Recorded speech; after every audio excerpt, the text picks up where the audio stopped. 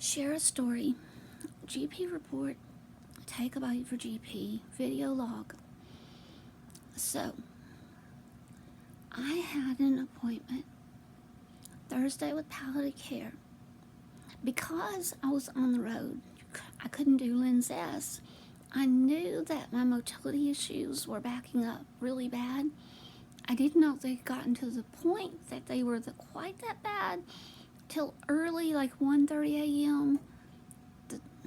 Thursday. So I couldn't do LinzS because when you do LinzS, you have to stay close to a restroom.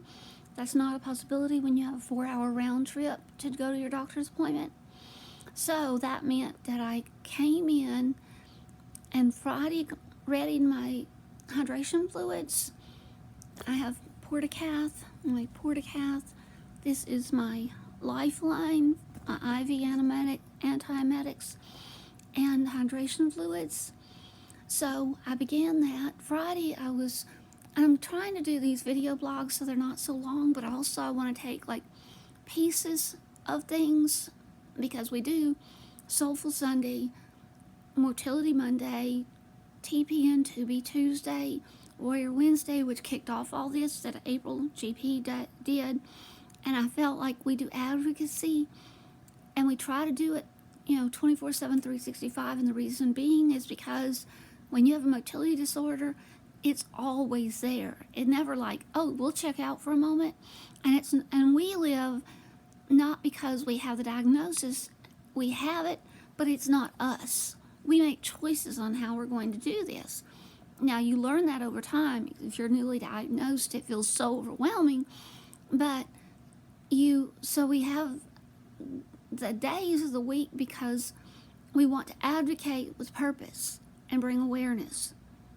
So, and I apologize if I'm skippy. That skippy malnutrition, dehydration can create that what we call GP fog, but it's just deterioration over time.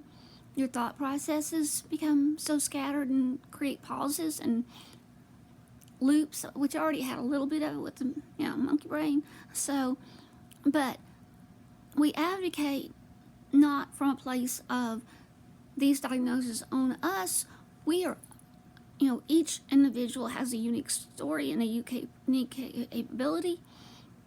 So, in doing so, we take the symptoms and do it in small pieces so that it's not completely overwhelming. The chronic debilitating nausea or pain, fatigue, my vomiting factor is not just off the charts. It's the nausea, pain, and fatigue part of it that is where I'm at. And it makes things so hard. So Thursday when I have the appointment, I'm into Friday dealing with motility issues. And the next day being today, I'm doing it day 2, 48 hours after, still with a debilitating like fatigue and trying to get things moving in the right path towards motility because I'm ever watchful about that issue because I've had a colectomy and 2 surgical obstructions. And you don't get a lot of warning when it hits over that stage that it suddenly flips on you and you've got to get yourself addressing it very quickly because it can go bad fast.